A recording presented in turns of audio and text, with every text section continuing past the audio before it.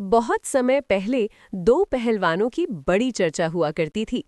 एक था मुंह पटक, जो हर जगह अपनी ताकत की शेखी बघाड़ता फिरता था, और दूसरा था धर पटक पहलवान, जो सच में बहुत ताकतवर और भारी भरकम था।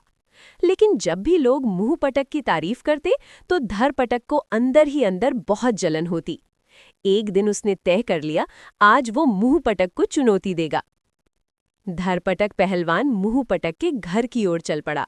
रास्ते में उसे एक बड़ा सा तालाब दिखाई दिया। उसे बहुत तेज भूख लगी थी और प्यास से उसका गला सूख रहा था। उसने अपनी गठरी खोली, तालाब के पानी से आटा साना और उसका एक बड़ा सा गोला बनाकर खा लिया। फिर प्यास बुझाने के लिए वो तालाब में उतर गया और आधे भरे तालाब का लगभग सारा पानी पी गया। पानी पीकर उसने एक जोरदार डकार ली और तालाब के किनारे लेटकर खर्राटे भरने लगा। उस तालाब में रोज एक हाथी पानी पीने आता था। थोड़ी ही देर में हाथी वहां पहुंचा। तालाब को लगभग सूखा देखकर वो बहुत गुस्सा हो गया। उसने देखा एक आदमी आराम से सो रहा है।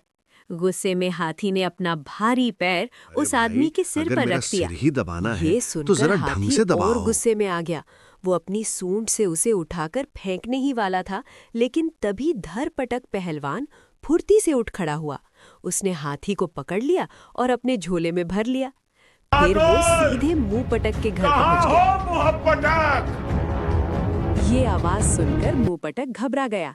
डर के मारे वो घर के पीछे से भागकर जंगल में छिप गया। मुंह पटक की पत्नी बाहर आई। जी, वो तो घर पर नहीं है, वो तो पहाड़ ठेलने गए हैं। धरपटक ने झोले से हाथी निकाला और आंगन में फेंक दिया। इसे अपने पति को दिखाकर कहना, धरपटक पहलवान उससे जोर आजमाना चाहता है। मुंह पटक की पत्नी और उसका बेटा डर गए, लेकिन मुंह पटक का बेटा बहुत चालाक था। ओ माँ, इस आदमी ने मेरी तरफ एक चूहा फेंक दिया है, अब मैं क्या करूं? घबराओ मत बेटा, अपने पिता को आने दो, वही इससे निपटेंगे। फिलहाल इस चूहे को झाड़ू मारकर बाहर फेंक दो। घर के अंदर झाड़ू चलने की आवाज आने लगी। ये सुनकर धरपटक सोच में पड़ गया। वो मन ही मन बोला, अगर इसका बच्चा हाथी को चूहा समझ रहा है, तो इसका बाप कितना ताकतवर होगा। डर के मारे धरपटक ने पास का एक बड़ा ताड़ का पेड़ उखाड़ लिया। ओ छोकरा, अपने पिता से कहना, मुझे एक छड़ी चाहिए थी, इसलिए ये पेड़ लेकर जा रहा हूँ।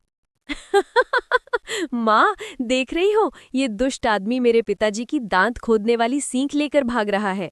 इतने बड़े पेड़ को सींख कहते सुनकर धरपटक की आंखें फटी की फटी रह गई। वो तुरंत वहां से डरकर भाग गया। कुछ देर बाद मुंह पटक घर वापस आया। वो आदमी कहाँ गया? वो हमारा ताड़ का पेड़ उखाड़कर यहाँ से भाग गया। तुमने उससे कुछ नहीं कहा? जब वो लेकर ही भाग गया तो मैं क्या कहता? ये सुनकर मुंह पटक को गुस्सा आ गया। हम नदी के पास पहुंच गए हैं। हाँ पिताजी, मुझे भी लहरों के छींटे महसूस हो रहे हैं। ये सुनकर मुंह पटक हैरान रह गया। उसने बेटे को नीचे उतारा। सच सच बताओ, तुमने उस आदमी से कुछ कहा था? नहीं पिताजी, उससे तो मैंने कुछ नहीं कहा, लेकिन माँ से जरूर कहा था। वो आदमी मेरे पिताजी की दांत खोदने वाली सींख लेकर भाग रहा है। ये सुनकर मुंह पटक मुस्कुराया और बेटे की पीठ थपथपाई। शाबाश, तुम सच में अपने बाप के बेटे हो। सीख, सिर्फ ताकत ही सब कुछ नहीं होती। कई बार बुद्धि और समझदारी सबसे बड़ी ताकत साबित होती है।